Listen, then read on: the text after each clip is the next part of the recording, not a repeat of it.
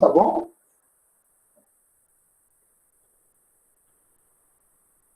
Obrigado, Caliane. Obrigado, meninas. Vamos lá. Essa apresentação eu usei na segunda jornada de emergências clínicas e trauma do sudoeste da Bahia, a mesma que eu usei também no Congresso em Ilhéus. O que ela fala? Ela fala sobre restrição do movimento da coluna. Tá?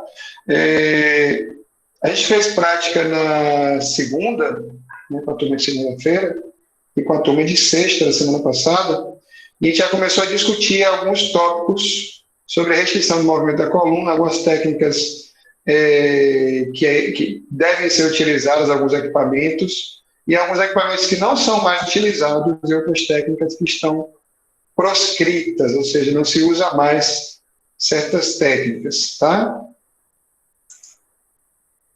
Mas de onde é que vem isso? Isso vem de estudo científico. Vocês conseguem ver direitinho aí? Agora fica melhor, né? Bom, quando a gente fala sobre trauma e lesão da coluna, um dos pontos a observar é a epidemiologia. Né? Até bem pouco tempo, no Brasil, principalmente no Brasil, nós sempre tratamos o nosso paciente vítima de trauma como uma vítima potencial de uma lesão raquimedular, né, de uma lesão da coluna vertebral. Tá certo? O que é que isso implica? Isso implica que, em toda vez que eu atendesse uma vítima de trauma, eu deveria fazer obrigatoriamente imobilização da coluna cervical manualmente, com colar e com prancha. Né? Obrigatoriamente eu teria que fazer tudo isso em todas as minhas vítimas, tá certo? No entanto, qual a razão disso? Qual o porquê? O que é que sustenta, ou sustentava, né? A gente fazer a imobilização da coluna de todas as nossas vítimas, ou tentar fazer essa imobilização da coluna de todas as nossas vítimas. Bora para os fatos, né? Para as evidências.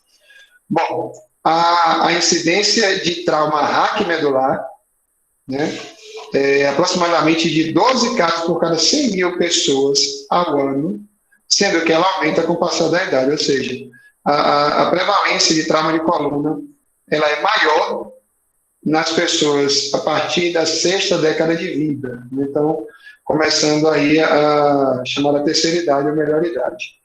Tá? Os mecanismos de trauma mais comuns, ao contrário do que a gente pensava, não são os acidentes automobilísticos, são as quedas. As quedas respondem por 60% das causas de trauma raquimedular e não os acidentes automobilísticos, respondem apenas por 21%. Justamente por conta do fator faixa etária. Então, já que o número maior de vítimas está na faixa etária dos idosos, o trauma que mais acomete idoso são as quedas. Então, justifica-se que a gente tem o maior número de lesões de trauma raquimedulares como justificativa para a maioria dos casos de trauma de coluna. Tá? 20% dos pacientes que sofrem quedas, né, e que sofrem algum trauma raquimedular, possuem lesão medular. 10% possuem lesões em vários níveis da coluna, né, juntas, contínuas ou não, né, espaçadas, e 10% tem lesões de ligamentos da coluna. Tá? A maioria dos indivíduos com lesão medular tem trauma em outros segmentos do corpo, crânio, tórax, membros superiores e inferiores. Lesões medulares são mais frequentes em pacientes inconscientes ou obnubilados, tá? Com nível de consciência rebaixado. E aí vem o grande dado que contraria o que nós fazíamos há mais de 40 anos. 96% a 98% de todas as vítimas de trauma, que era de moto, tiro, facada, acidente, violência, de trauma contuso, quer dizer, tira aí as facadas e os tiros, né? São lesões penetrantes. Então, a maior parte, a imensa maioria, esmagadora maioria de todas as vítimas de trauma contuso, ou seja, trauma fechado, não terão lesão da coluna cervical. Pode até ter de outra parte da coluna, mas cervical, não. Ok? E aí? Qual vai ser? Restringir ou imobilizar? Né? Eu vou mandar um material para vocês, vou mandar o original em inglês e vou mandar a tradução dele, né, para vocês não ficarem chorando, você lê inglês, tá em inglês, né? Porque hoje em dia a gente não pode fugir de inglês não, viu? Vai copiando, cola no Google Tradutor, e o Google Tradutor vai dando para a gente uma noção para a gente poder ler. Não dá para a gente ficar mais fora de inglês não, tá? Mas vou mandar para vocês o artigo original e o artigo traduzido, que é um consenso de diversas sociedades norte-americanas que lidam com trauma, né, sobre restrição do movimento da coluna e mobilização. O que é consenso nesse caso? Né? Que é possível, é aceitável você utilizar as duas terminologias, tanto restrição do movimento da coluna, quanto imobilização da coluna. Tá? Em que essa prática da restrição é baseada? Bora ver primeiro em que a prática da imobilização ela era baseada, para a gente pensar depois nas evidências que sustentam a prática da restrição. Tá? Então, vamos lá. Pensando no fator histórico, deixa eu ver se aumenta aqui. Pensando no fator histórico, um artigo lá da década de 60, final da década de 60, 1966, de um médico chamado Geisler, né, e seus colaboradores, né, as pessoas que colaboraram com o estudo. Ele fez um estudo retrospectivo de pacientes de trauma com paralisia tardia, tá, que depois do trauma, dias a semanas após o trauma, apresentou um quadro de paralisia. Tá? Ele deduziu que a paralisia tardia de 29 pacientes de sua revisão adivinha, né, de manipulações incorretas por parte de quem prestava socorro a essas vítimas, que prestava cuidado dessas vítimas, tanto no ambiente pré quanto no ambiente intra-hospitalar. Na verdade, a maior parte dessa manipulação por quem prestava cuidado era feita ou por leigos, que prestavam os primeiros socorros na rua, e pelos profissionais de saúde dentro do hospital. Tá? Então, a partir desse estudo de apenas 29 pacientes de um profissional só, tomou-se uma decisão. Vamos imobilizar todos os pacientes com dispositivos rígidos. Tá? Então, veja, um estudo apenas, feito por um médico e seus companheiros, de uma quantidade muito pequena, a gente fala um N de pacientes, um número de pacientes muito pequeno, né? Justificou fazer a imobilização de todos os pacientes de maneira preventiva, digamos assim. Como hoje a gente discute, né, essa discussão do kit de prevenção Covid, usa ivermectina, usa hidroxicloroquina, usa vitamina D, não usa.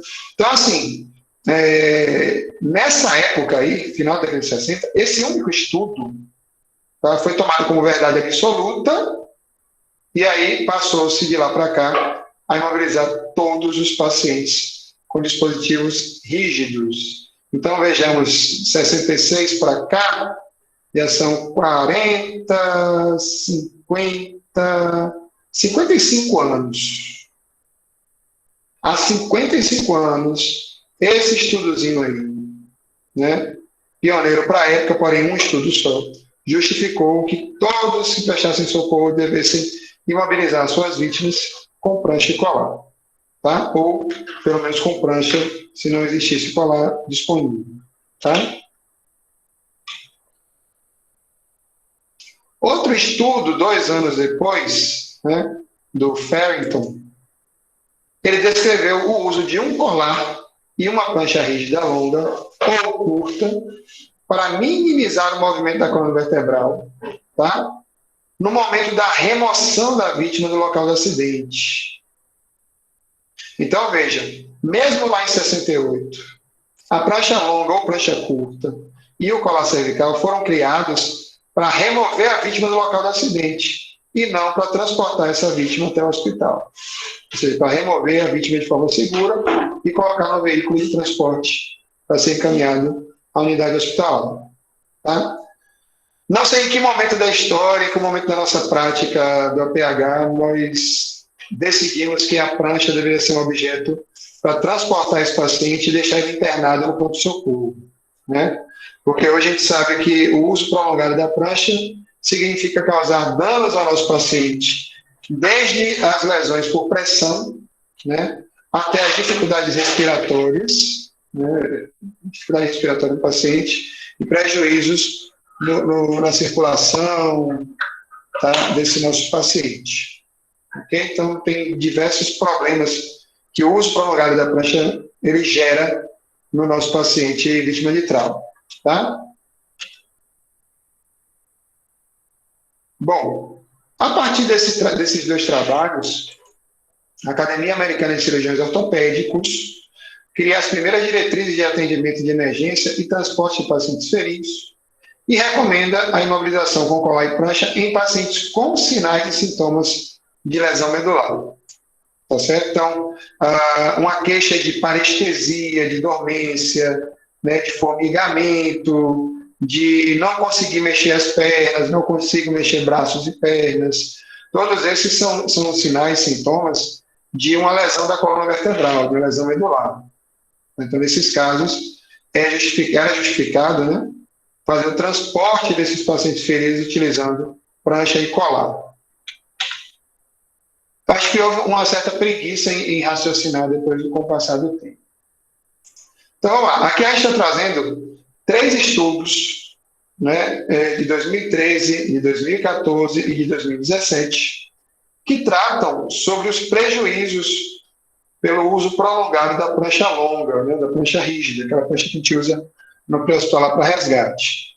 Então, assim, ela traz desconforto e prejuízo respiratório, causa dor no paciente, causa desconforto geral e favorece o surgimento das lesões por pressão.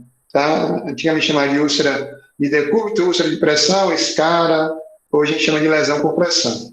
Tá certo? Então favorece tudo isso. Imagine que, a gente viu isso lá na prática, né? Quando eu coloco o paciente deitado na prancha, as partes do corpo que ficam sustentando esse paciente são região occipital, escápulas, região lombosacra, né? Talvez panturrilha, dependendo do tamanho da perna, do volume da perna do paciente, e calcâneo. Então, esse paciente não aguenta, não suporta ficar muito tempo deitado em decúbito dorsal, de barriga para cima, nesse tipo de dispositivo. Ele vai se mexer, incomoda, tá? Mas se ele estiver inconsciente, por exemplo, com nível de consciência um pouco rebaixado, isso piora porque ele não tem como reagir, não tem como responder. Tá? Bom, o colar cervical, qual o problema do colar cervical? Primeiro a gente tem que lembrar, o colar cervical sozinho ele não imobiliza. Tá? Ele restringe alguns ângulos de movimento, mas ele deixa a pessoa mexer a cabeça para um lado e para o outro, para cima e para baixo, tá? Tombar de lado. Então, mesmo que a gente aperte bem o colar, lembra que eu mostrei com a atadura que eu posso apertar bem o colar, né? E ainda assim ele não vai funcionar direito, porque não é a missão dele imobilizar. Ele causa alguns limites de movimento, de ângulo de movimento, mas ele não imobiliza. Além disso, o colar cervical aumenta a dor do paciente, ele sente desconforto, todo mundo sente desconforto com o colar cervical, ele não foi feito para ser confortável, tá? E ele favorece o aumento da pressão intracraniana. Então, se eu tenho um paciente vítima de trauma de crânio, por exemplo, né? E que eu vou utilizar a imobilização dele, fazer uma restrição de coluna, movimento da coluna completa, porque ele está com nível de consciência rebaixado, por exemplo. E eu utilizo o colar cervical tradicional, o stiff neck, aquele colar de resgate que a gente vê lá no SAMU. O que acontece?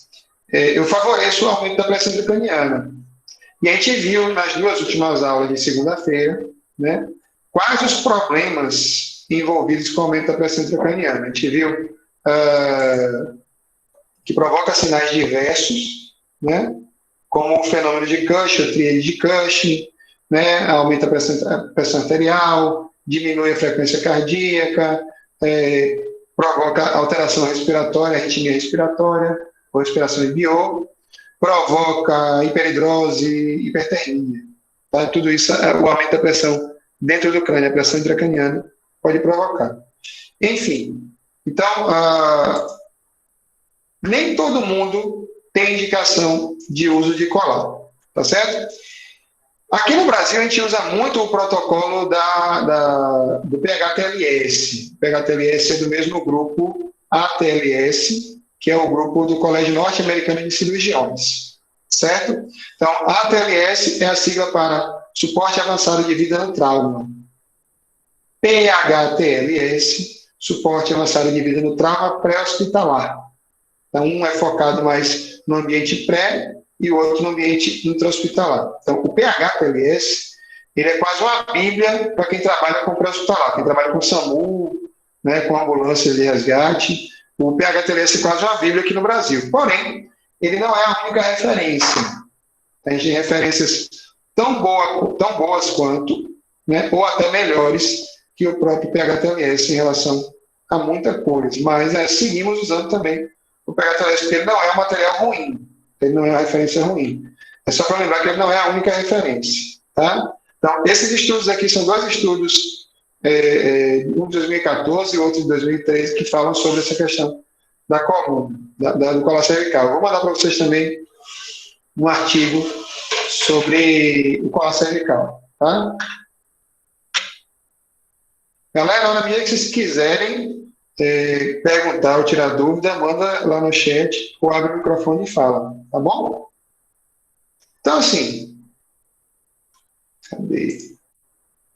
Quais são os princípios e prioridades que a gente tem que observar quando vai fazer a restrição do movimento da coluna dos pacientes?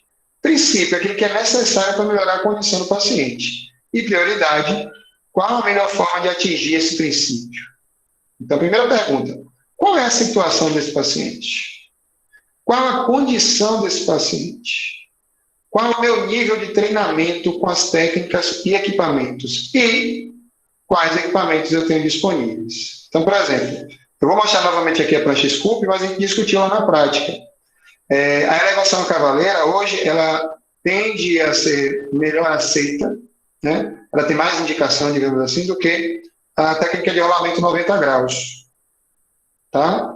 Então, na medida que eu tenho equipe suficiente e técnica disponível, eu sei usar a técnica, a cavaleira é melhor. Tá? Se eu não tenho equipe, não tenho técnica, é melhor fazer o rolamento 90 graus, porque é o que você tem. Certo? Agora, se eu tiver Scoop, que é um equipamento, então eu posso usar, mesmo com um número de profissionais reduzido na equipe, eu consigo usar Scoop para retirar a vítima do local, do chão, por exemplo, e colocar essa vítima em cima da maca, tá? Sem maiores danos ou maiores transtornos, tá certo? Então, assim, vem algumas questões, né? Quando imobilizar, então eu tenho que pensar, quando é que eu vou fazer essa restrição, como eu vou fazer essa restrição e como eu vou realizar o transporte. Então, são três questões diferentes. Precisa de imobilização? Quando imobilizar? Se precisa, como eu vou fazer de maneira completa, imobilização total, parcial ou mínima? Então, é a questão do como imobilizar. E a última pergunta é como realizar esse transporte até a unidade de tratamento definitivo, tá? Que seria o hospital de referência para trauma. Tá?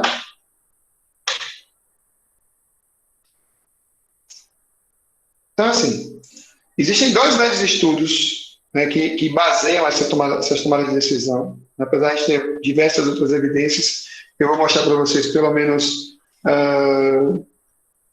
3 ou 4 protocolos aqui, eu acho que são 4 protocolos que eu vou mostrar aqui, que tratam dessa questão de mobilização da coluna. De onde é que nasce esse estudo? Esse é o estudo Nexus, tá? É um estudo nacional realizado nos Estados Unidos nas emergências em relação ao uso de raio-x na unidade de emergência nas vítimas de trauma, certo? Feito em todo o país. O que é que esse estudo buscava?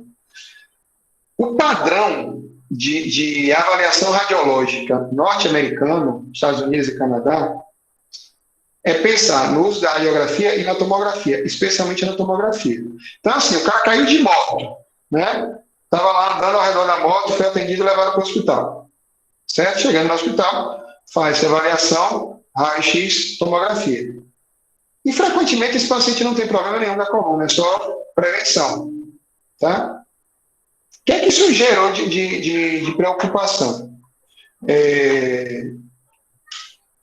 Custo, custo, elevação do custo, tá certo? Então, assim, esses pacientes começam a aumentar o custo de saúde, o custo com o serviço de saúde, porque tomografia é caro, beleza? O que é que eles começam a estudar? Será que todo paciente que dá entrada vítima de trauma precisa realmente fazer um raio-x, uma tomografia e ser imobilizado? Vamos estudar. O que é que eles entenderam e descobriram? Que 98 a 96% não necessitava de raio-x ou tomografia, porque não tinha problema nenhum na coluna. A esmagadora maioria desses pacientes de vítima de trauma não tem problema de coluna. Tem problema de outras partes do corpo, mas não da coluna. Tá? Chegou alguém aqui em nossa casa. Boa noite, Carol, bem-vinda. E aí, o que ficou decidido? Olha só. Se o paciente não tem desconforto na linha média cervical, se ele não tem nenhum déficit neurológico focal, dormência no braço esquerdo, sei lá, né? Vamos colocar. Não consigo mexer minhas pernas, tenho formigamento no meu braço direito, tá? Então, esses são déficits neurológicos focais. Se ele não tem nada disso, o gráfico dele é 15, não é 14, não é 13, não é 12, é 15, tá? Não tem desorientação no tempo, lugar, pessoa, está bem orientadinho. Capacidade para se lembrar de 3 objetos em 5 minutos. Respostas normais aos estímulos externos. Não tem intoxicação, uso de álcool, drogas, fármacos ou qualquer tóxico. Não tem lesão que distrai a atenção, por exemplo, uma fratura de um fêmur, uma laceração grande, sangrante, uma queimadura. Tá? Você não tem nada disso. Não há justificativa para fazer tomografia e raio-x. Beleza. Como é que isso veio parar no APH? Bom, se esse paciente que está lá no INTRA, com todo o cuidado do mundo, ele não precisa de raio-x, não precisa de tomografia porque ele não tem lesão medular, então há para hospitalar que também não tinha lesão medular. É só fazer a remoção dele com cuidado no local do acidente e transportar para o hospital, né, com, aí é dependendo do caso, com o mínimo ou com o máximo de imobilização. Agora, por exemplo, o paciente está aqui, né? Tudo positivo, tudo negativo, não tem nada disso aqui, mas tomou um cálice de vinho, tomou uma cerveja, então ele está intoxicado, certo? Intoxicação alcoólica. Não pode levar esse paciente sem imobilizar. Por quê? Porque não dá para confiar na resposta dele, na capacidade dele de avaliar seu próprio quadro clínico, seu próprio corpo. Ele perde reflexos, certo? O álcool, ele anestesia o cérebro, ele é um anestésico mesmo. Ele é da família das drogas anestésicas, tá? Então não dá para confiar. Outro estudo importante, o CCR, tá? Crânio-Espinal Canadian Hertz. As regras canadenses para imobilização crânio-espinhal, né, da coluna vertebral e da cabeça. Tá? Bom, nos casos, o que é que o CCR traz para a gente? Bom, nos casos de colisão traseira simples, bateu no fundo do carro, né, com pouca velocidade, paciente sentado na cena de emergência, estava andando desde o momento do trauma, aqueles motoqueiros que estão lá procurando saber quem vai pagar meu prejuízo, quem vai cuidar da minha moto, né, quem vai resolver o problema, cadê o CETRANS? Atraso no início da dor no pescoço, o cara sofreu um acidente hoje, só veio sentir dor no pescoço 3 dias depois. A ausência de desconforto na linha média da coluna. Tá? Todas essas questões nos levam a fazer uma avaliação. O caso leva o médico a fazer uma avaliação. Qual é a capacidade de rotação do pescoço? E aí esse médico, se a equipe pré-hospitalar colocou um colar cervical, né, o médico ele pode abrir o colar cervical e pedir para o paciente girar o pescoço para a esquerda, para a direita, para a esquerda, para cima, para baixo. Tá? Se ele girou para todos esses lados e não teve problema nenhum, então não tem por que imobilizar. Ele pode remover o colar cervical. E se o paciente tiver em prancha longa, retirar da prancha longa e colocar na maca acolchoada. Não é maca inox, é maca acolchoada. Tá?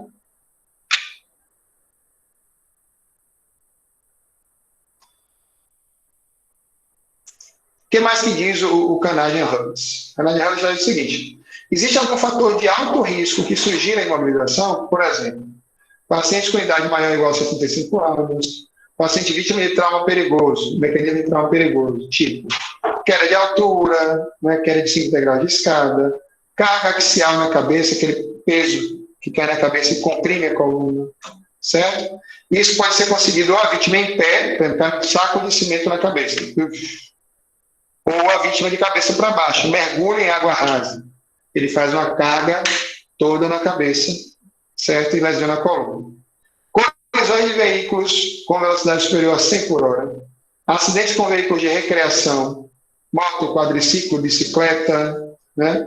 Ejeção de veículo, ser jogado para fora do veículo, moto faz muito isso, moto e cavalo, né? Faz muito de jogar a vítima para fora do veículo, tá? Colisão de bicicleta, todos esses são mecanismos de trauma perigoso, tá? E parestesia nas extremidades, aquela sensação de formigamento em membros, tá? Ou mesmo nas mãos e nos pés. Bom, se algum desses fatores está presente, sugere que se faça uma imobilização completa da vítima. Tá? E aí você avalia. Existe algum fator de baixo risco que permita que se avalie como segurança o alcance do movimento? Então, tipo, o paciente tem uma fratura de antebraço. É um fator de baixo risco. Aí você pede, senhor, imobilizando seu braço, o senhor consegue mexer o outro braço? Consegue girar a cabeça para um lado e para o outro? Consegue ficar sentado sozinho? Né? Sentar-se sozinho? Então, todos esses são movimentos que você vai pedir para ele fazer. E você consegue fazer esses movimentos pensando que ele tem uma lesão de baixo risco. Então, não justifica imobilizar a coluna desse paciente. O que mais que nós temos aqui? Olha ele aqui. O queridinho dos socorristas do Brasil. PHTLS. Tá? Bom, PHTLS, esse aqui tem em inglês, mas dá para a gente entender o que ele quer dizer. Esse fluxograma do PHTLS é o último, da versão 9, tá? Da nona edição. A nona edição foi publicada nos Estados Unidos em 2018. A tradução em português brasileiro, não português de Portugal, português brasileiro, só chegou para a gente em 2020, já no início da pandemia. Tá? Então, hoje você pode encontrar esse livro aí em português do Brasil, que tem português de Portugal, né? Português brasileiro. O que é que traz esses gráficos aqui? Deixa eu aumentar um pouquinho mais para a gente ver mais de perto. Bom, essa primeira perna aqui fala o seguinte: trauma. Olha como ler inglês, né? Termos de saúde em inglês, não é a coisa mais complicada do mundo. Então, tá aqui, ó. Trauma penetrante. Trauma penetrante. Certo? Aqui tudo bem, você pode falar, isso aqui eu não sei o que significa, mas você joga isso aqui no Google Tradutor. Tá fácil. Né? Trauma penetrante em cabeça, pescoço ou torso, né? Seria o tronco do paciente. Se o trauma é penetrante, o que é um trauma penetrante? Um tiro, uma facada, né? Um empalamento. Se o trauma for penetrante, a imobilização da coluna não está indicada. É preciso transportar essa vítima rapidamente. Tá? O que é que acontece? Se eu mostrar essas xícaras de café aqui minhas, ó, pensa nessas xícaras aqui, né? São a coluna da gente. Se eu tenho lá um projétil, deixa eu pegar um projétil aqui, vou usar no lugar de um projétil, tá? Se eu tenho lá um projétil, uma bala, e a bala entrou aqui, ó, a bala se alojou entre uma vértebra e outra, tá? Essa bala aqui que se alojou entre uma vértebra e outra, ou ela causa um dano permanente, paralisia para o resto da vida, por exemplo, na tetraplegia ou paraplegia, ou ela não causa dano nenhum. Tá? Então, veja, ou ela causa um dano permanente ou não causa dano nenhum. Ah, Fabrício, mas o projétil pode estar lá entre uma vértebra e outra e ficar assim, ó, instável, nunca, jamais, em tempo algum, na galáxia. Beleza? Um projétil, gente, ele viaja mais de 300 por hora. Quando ele chega, por exemplo, se ele cravar entre uma vértebra e outra, ele crava. Não fica assim como está o meu aqui, né? Solto. Ele crava. Ele fica preso entre os ossos ou no osso. Tá? Estou colocando a situação dele ficar aqui, ó, preso entre vértebras. Tá certo? Deixa eu botar minha coluna de café para cá. E de café, viu? Xicrinha de café aqui. Então, veja. De qualquer jeito, a lesão provocada pelo objeto penetrante, ela é 100% estável, definitiva. Não tem o que você mudar.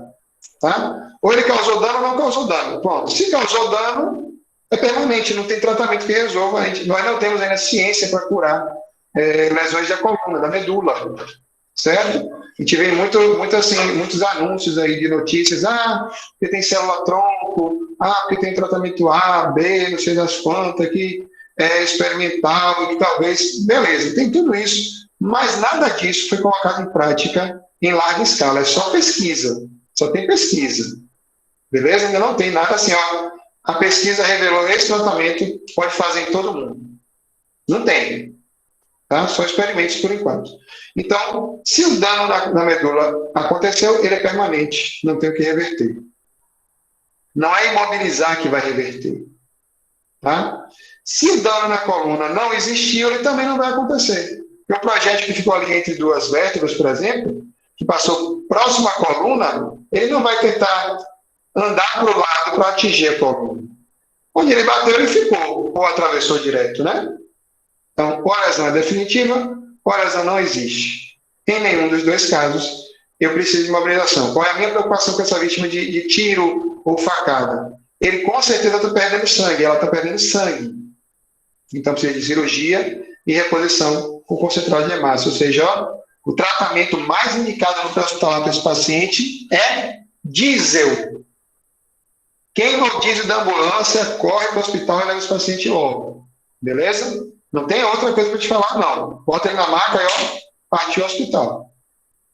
Fabrício, mas tem que pegar o soro, tem que pegar uma vez, o paciente tenta pegar com o carro em movimento. Não deu, no hospital pega. É mais urgente ele entrar na sala de cirurgia, ele receber o concentrado de hemácia, do que você conseguir um acesso venoso para ele, para o que quer que seja.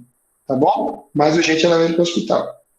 Bora ver outro braço aqui, a outra perna aqui do fluxograma do PHTLE. O que ele fala? Olha, se eu tenho um trauma contuso, bronquiocontuso, tá? Trauma contuso, o que é que eu vou pensar? A alteração do nível de consciência, o Glasgow é menor ou maior ou igual a 15? Sim. Se tem rebaixamento de nível de consciência, Glasgow 14, por exemplo, já justifica imobilizar, prancha, colar, headblock, e levar para o hospital. Não, o Glasgow está normal. Beleza, a gente segue a avaliação. Qual é o resto da avaliação aqui? Existe dor na coluna ou queixa de dor? Existe um déficit neurológico desse paciente? Focal? Existe deformidade da coluna? Se eu disser sim para um desses três, dor, né, na coluna, déficit neurológico ou deformidade anatômica, se tiver, indica imobilização e depois transporte. Não tem. Então, veja, esse meu paciente, ele tem um Glasgow 15, ele não tem dor na coluna, ele não tem déficit neurológico, ele não tem deformidade na coluna. Continua a avaliação. O que é que eu vou avaliar agora? Ele usou álcool ou drogas? Qualquer droga lícita, legal ou ilegal. Está lícito ou ilícito. Ele usou álcool ou drogas? Não. Ele tem alguma lesão que distrai a atenção? Uma fratura de fêmur, uma queimadura, um corte maior?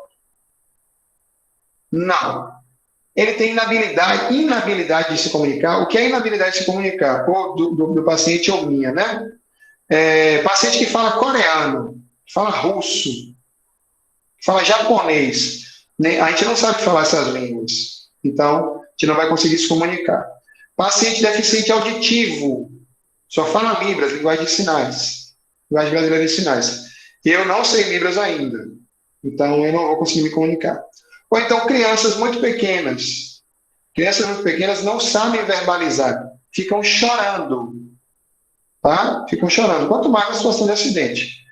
Então, não vou conseguir me comunicar. Então, veja, nosso paciente está com Glasgow 15, não tem dor na coluna, não tem deformidade na coluna, não tem déficit neurológico, e eu estou investigando, ele não usou álcool nem droga nenhuma, não tem lesão de distração e fala direito comigo, se comunica bem comigo. Se eu disse não para tudo isso, eu não tenho indicação de imobilização, só transportar o paciente e encaminhar para o hospital. Agora, como eu falei anteriormente, né, se eu disser sim para uma dessas três coisas, então eu tenho que imobilizar. Criança que não se comunica, imobiliza. Pessoa que fala outra língua, imobiliza. Portador de deficiência auditiva, imobiliza. Tem lesão de distração, só está preocupado com o tornozelo que está doendo, imobiliza. Usou um copo de cerveja, cheirou cocaína, tomou um relaxante muscular, tomou um antialérgico que deixou ele grogue, né? Então, nessas situações, se eu disser sim para uma dessas três casos aí, eu tenho que imobilizar completamente a minha vítima. Beleza? Praxe colar, red block, tirantes e transporte. Ok? Galera, alguma dúvida, alguma pergunta até aqui? Posso seguir?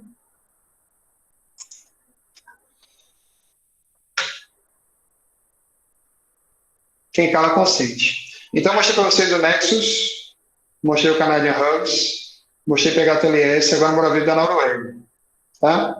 Quando a gente vê aqui o protocolo norueguês, ele é relativamente simplificado. Aconteceu um acidente, beleza.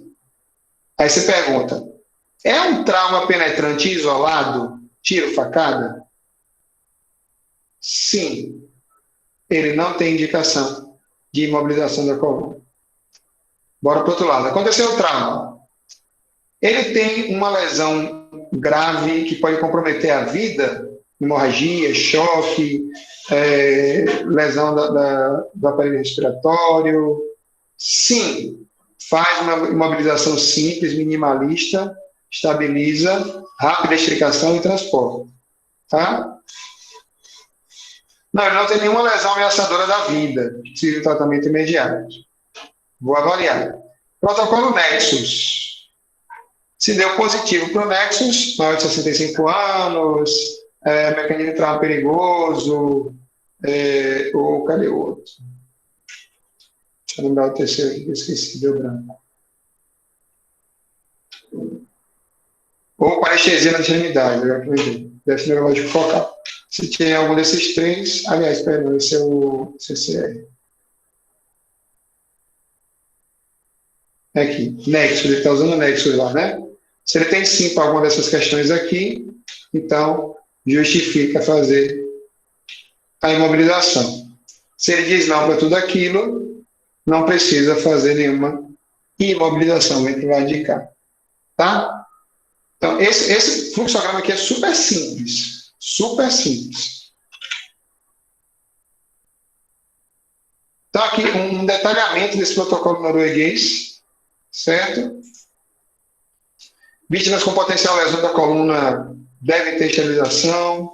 Uma estratégia de manipulação mínima deve ser considerada na maioria dos casos. Estabilização da coluna nunca deve atrasar ou impedir as intervenções que salvam a vida. Tá? Vítimas de traumas penetrantes isolados não devem ser imobilizados. Já é o terceiro que fala isso aqui para a gente, né? Ferramentas de triagem baseadas nos resultados devem ser implementadas. Estabilização cervical pode ser alcançada usando as mãos, os headblocks, um colar ou a combinação de todos eles. Transferência do chão ou entre sistemas de maca deve ser alcançada usando uma maca de colher, a scoop. Tá? Pacientes com suspeita de lesão devem ser transportados em maca a vácuo ou maca simples. Sistemas de maca de superfície dura podem ser utilizados apenas para o transporte de duração mais curta. Essa duração mais curta é até 30 minutos, não mais do que isso. E os pacientes devem, sob algumas circunstâncias, ser convidados à autoextração. A gente até mostrou lá na prática como é que faz a autoextricação ou autoextração. Tá? Você pedir para o paciente levantar do carro e sentar na sua maca. Esse aqui é o protocolo de São Paulo, do estado de São Paulo. Tá? O que é que ele traz para a gente? Uma coluna de nãos e uma coluna de sim. Qualquer sim que eu tiver, justifica fazer restrição do movimento da coluna. Se todos os itens derem não, não tem indicação de fazer a restrição. Esse protocolo é de 2019. Tá? Gente, só para vocês terem uma ideia, esse assunto ele é estudado, pesquisado, implementado e discutido fora do Brasil desde a década de 90. Desde a década de 90, século passado. Já é século passado, né? Desde a década de 90 isso é discutido. Aqui no Brasil, essa discussão pega fogo a partir do ano de 2017. Ou seja, estamos muito atrasados em relação a esse conteúdo, a esse assunto. Mas vamos ver o protocolo paulista, o que ele diz para a gente. A idade do paciente é acima de 65 anos? Sim, RNC. Não, eu vou avaliar outro item, né? Tem alteração do estado mental, intoxicação exógena? Não. Se tivesse sim, já fazia restrição. O mecanismo de trauma foi perigoso? Não. A lesão, tem alguma lesão do tipo de extração? Uma fratura, um corte grande, uma queimadura? Não. Tem dor ou sensibilidade ou deformidade anatômica na coluna vertebral?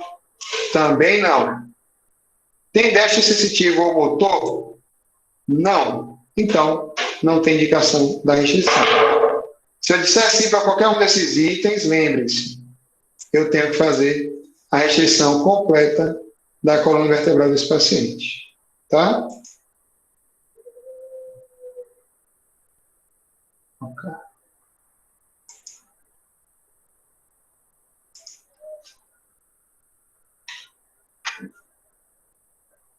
Aqui tem o detalhamento desse protocolo paulista. Se consigo aumentar aqui. Se o paciente tem com dorsal, ventral, lateral, se está deambulando, né, se ele está no interior do veículo, né, colocar o colar cervical, eles indicam colocar o colar, utilizar a prancha, manter o colar e retirar a prancha, manter o colar e transferir o paciente para a maca do hospital e por aí vai. Tá? Eles dão ênfase a manter o colar cervical e fazer a remoção da prancha. Qual o problema disso aqui? Nós sabemos que existem situações onde o colar cervical não deve ser utilizado para não causar mais prejuízo no paciente. Certo?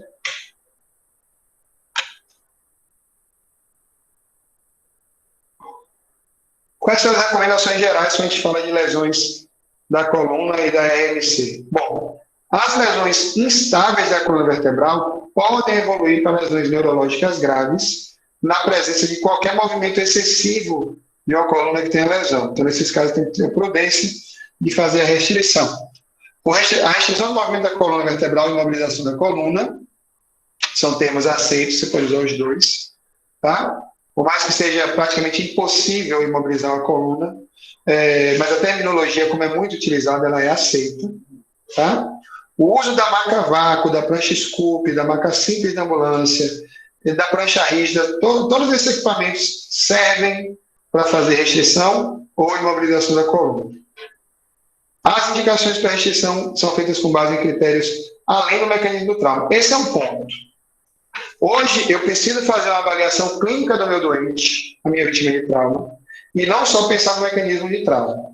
Não é só, caiu de moto, caiu de grande altura, bateu de carro, capotou, justifica, faz a restrição. Não.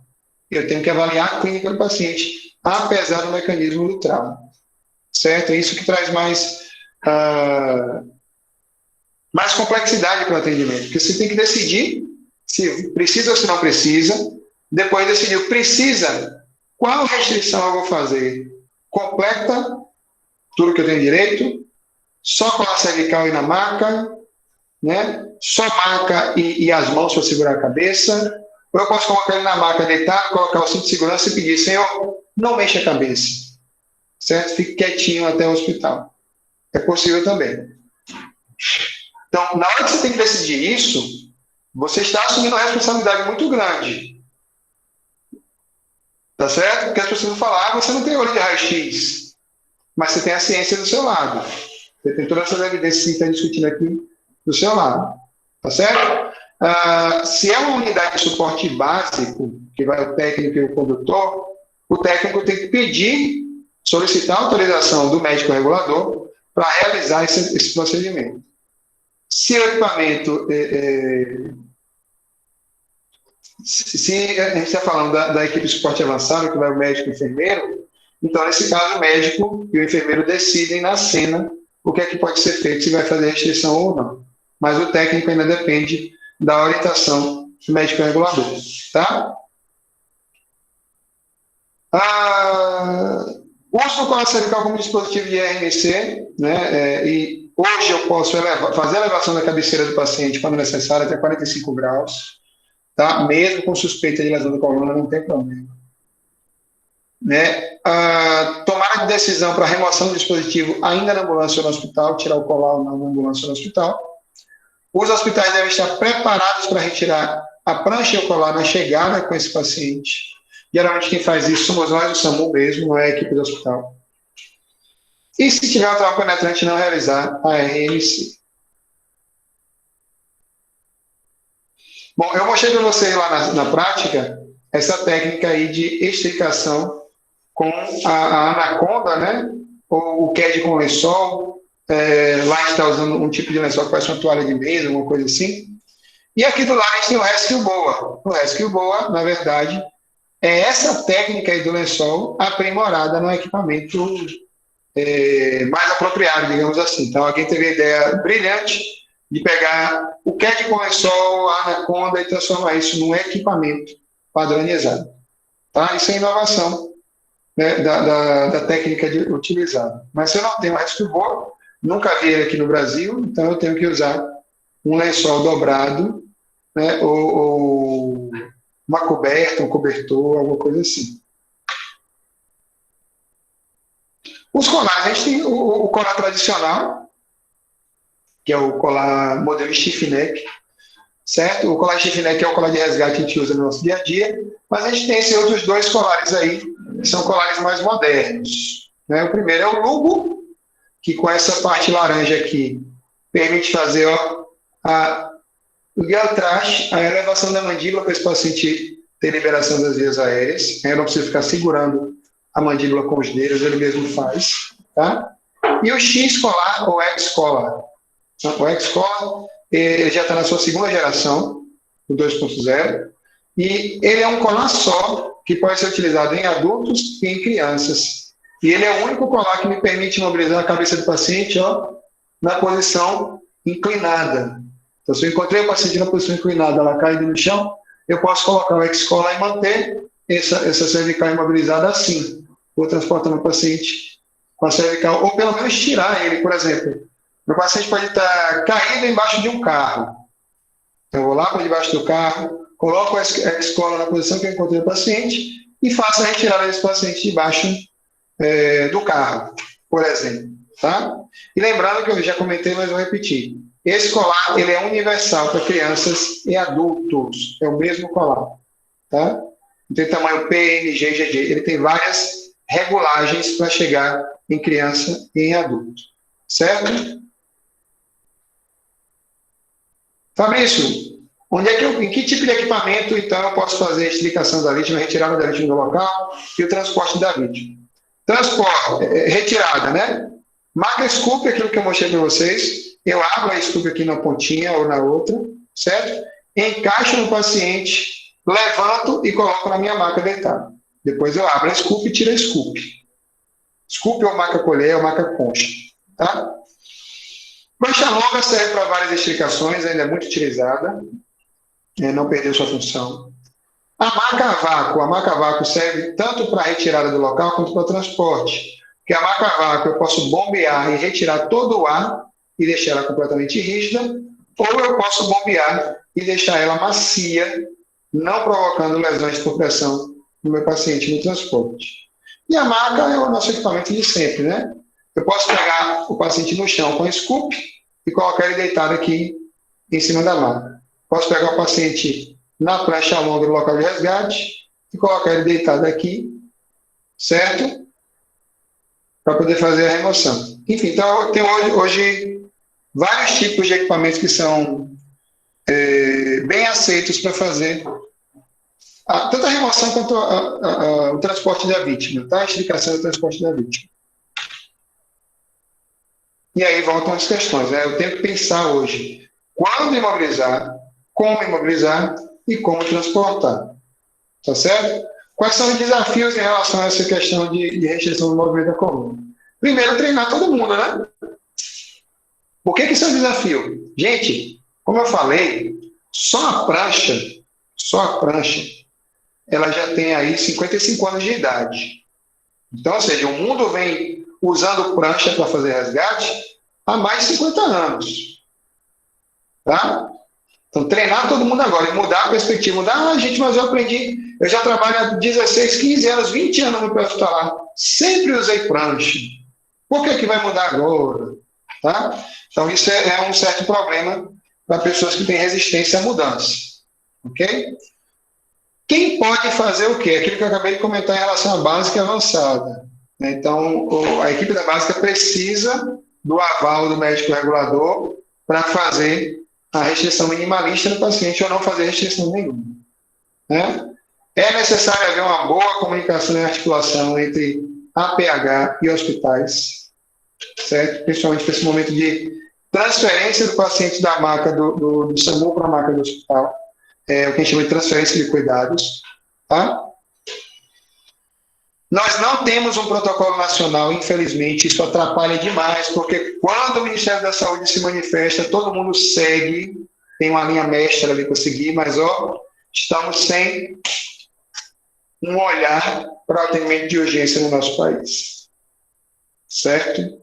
Já tem um tempinho que a nossa coordenação geral de urgência não está atuando no Ministério da Saúde. Isso é problemático demais. Porque mesmo que eu faça um protocolo regional, fica faltando o consenso nacional para você usar, e aí você pode ter problemas jurídicos, problemas legais, etc. A disponibilidade de equipamentos, nem todo mundo tem todos os equipamentos, por exemplo, a cavaco, a prancha Scoop, eu não vi ainda na Bahia. Não vi nenhum serviço na Bahia comprando a Scoop ainda. É um problema. Precisamos dela. É possível fazer protocolos conjuntos de vários SAMUs? É sim, dá para sentar, conversar e montar um protocolo para vários SAMUs. O protocolo do Estado de São Paulo, ele foi feito pela Secretaria Estadual, por várias secretarias municipais do Estado de São Paulo, por empresas privadas, faculdades e resgates aeromédicos. Então, juntou todo mundo no Estado de São Paulo para discutir e criar uma diretriz só para o Estado todo. Tá certo? E isso pode ser feito em várias outras regiões do país. Treinar médicos, principalmente os médicos reguladores, porque eles vão tomar conta das unidades de porte básico e dizer, faça assim, faça daquele jeito, use a técnica tal, use o colar, não, use a prancha. É o médico regulador quem vai dizer isso para o técnico. O técnico pode até sugerir, mas a palavra final é do regulador. Tá bom?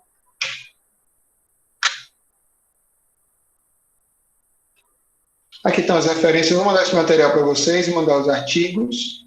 Tá? As referências desse trabalho. E chegamos ao fim com a fotinha aí do meu Bentinho quando era pequenininho, nem andava, nem gateava direito. Tá aí, meu pequeno. Tá bom?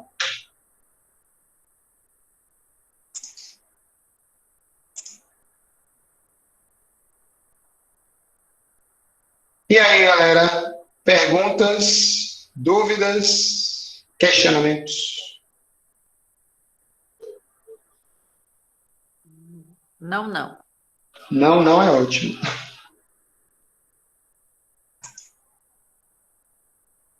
Não, não, é o que eu falo para Bento aqui. Bento, não, não. É,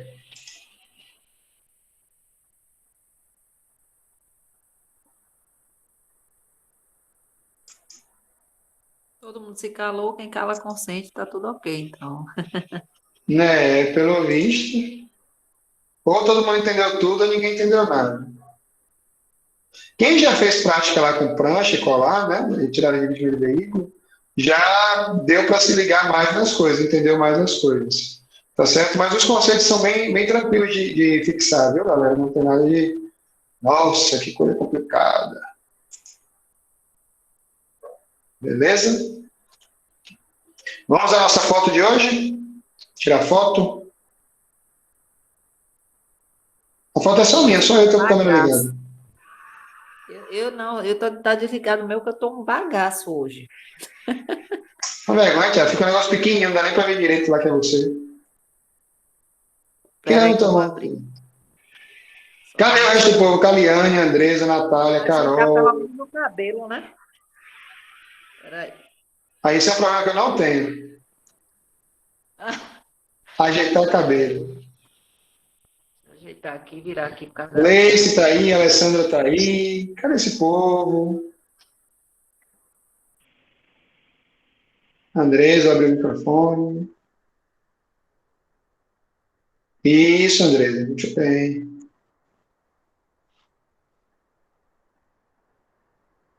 Bora, menina, mostra a cara. Bota a cara na tela. Tá faltando quem aí? Não, só tem três, o resto é todo mundo de câmera desligada, microfone desligado. Minha pergunta é: será que elas estão na sala? Ó, Ah, será?